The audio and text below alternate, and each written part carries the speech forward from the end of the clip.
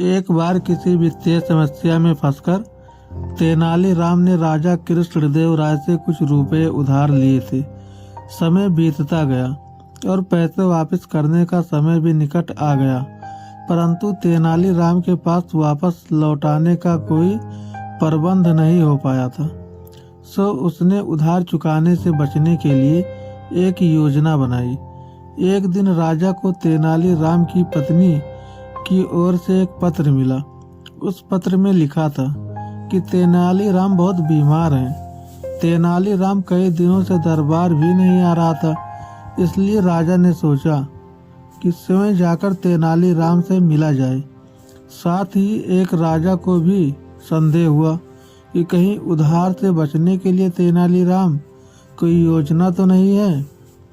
राजा तेनालीराम के घर पहुंची।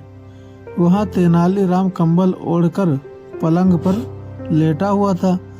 उसकी ऐसी अवस्था देखकर राजा ने उसकी पत्नी से कारण पूछा। वह बोली, महाराज, इनके दिल पर आपको दिए हुए उधार का बोझ है। यही चिंता इन्हें अंदर ही अंदर खाए जा रही है और शायद इसी कारण यह बीमार हो गए। राजा ने तेनाली को सांत्वना दी और कहा, तेनाली, तुम परेशान मत हो। तुम मेरा उधार चुकाने के लिए नहीं बंधे हुए हो।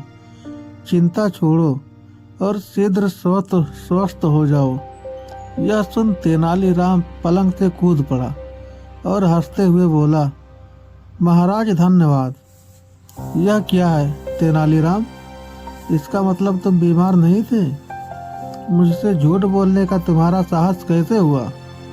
राजा ने क्रोध में कहा, नहीं नहीं महाराज, मैंने आपसे झूठ नहीं बोला। उधार के बोझ से बीमार था। आपने जैसे ही मुझे उधार से मुक्त किया, तभी से मेरी सारी चिंता खत्म हो गई और मेरे ऊपर से उधार का बोझ हट गया। इस बोझ के हटते ही मेरी बीमारी भी जाती रही और मैं अपने को स्वस्थ महसूस करने लगा। अब आपके आदेशानुसार मैं स्वतंत्र, स्वस्थ व प्रसन्न हूँ। हमेशा की तरह राजा के पास कहने के लिए कुछ न था। वह तेनालीराम की योजना पर मुस्कुरा पड़े। ये स्टोरी आप लोगों को कैसी लगी? अच्छी लगी हो तो लाइक, शेयर और सब्सक्राइब जरूर करें।